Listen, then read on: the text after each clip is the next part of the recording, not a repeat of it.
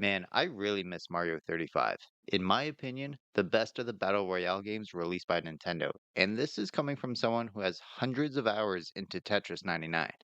Released on October 1st, 2020, for members of the Nintendo Switch Online service, the game was available for a limited time, with its run only lasting for 6 months, ending April 1st, 2021, which is a ridiculous thing to do on April Fool's Day.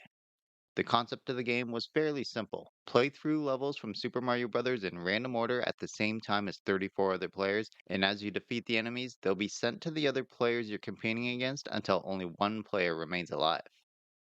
Now, personally, I loved it. However, I do remember hearing a lot of criticism about the game as a lot of players felt like it was way too repetitive.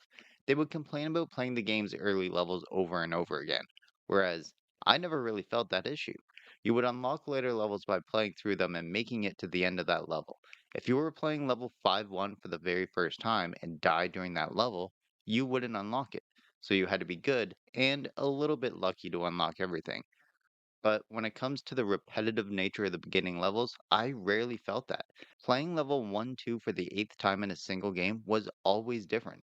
Different enemy placement, along with different enemy types, could drastically change the feel of the level. Playing through a level that wasn't designed around hammer bros or having piranha plants placed exactly where you might normally land a jump made the levels feel different every single time. The gameplay was a combination of the original Super Mario Bros. Game along with the Battle Royale elements introduced in Tetris 99. You could choose who you want to attack while being able to see the gameplay of all of your opponents.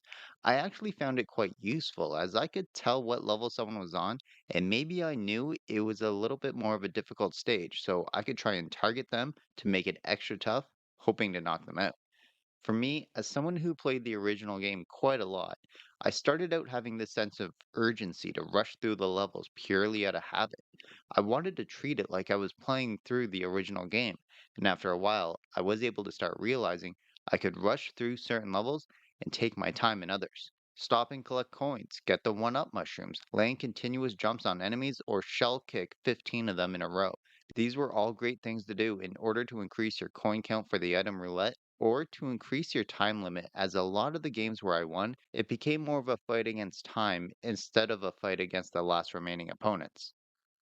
It helped give the game a unique blend of fast paced gameplay with knowing when to slow down to get things lined up properly.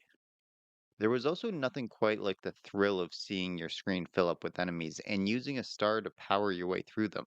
Using the fire flower felt way more overpowered when compared to the original game, and scrambling to use the item roulette block to get yourself out of a jam, only to just give you a mushroom, could be a crushing blow to your run. But that's what happens when you're forced to rely on random chance.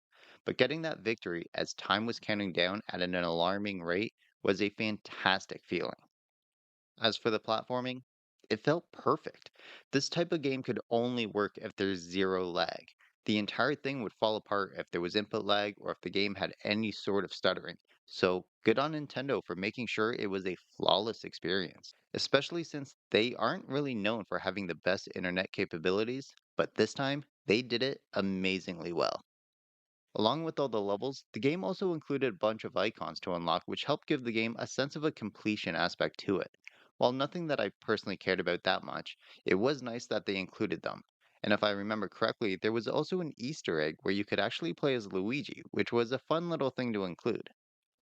As I reminisce about the game, I looked at my ending stats. With over 40 hours of gameplay and thousands of enemies killed, I remembered getting my first win within the first couple of days of the game's release, along with my final win, which came in my final game as I played on that last day of availability.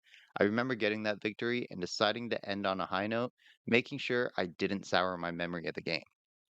In my opinion, this was the best of the Nintendo Battle Royale games, followed pretty closely by Tetris 99. Pac-Man 99 was good, but it never really clicked for me the way all the others have.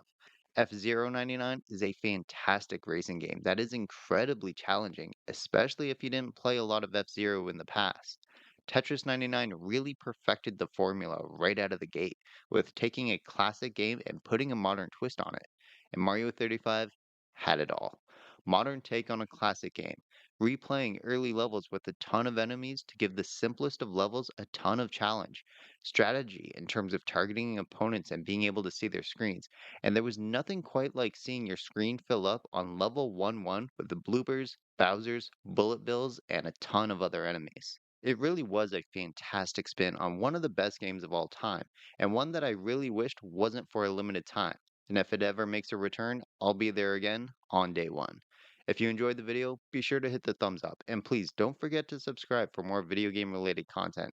And if you're looking for something else to watch, be sure to click this video right here.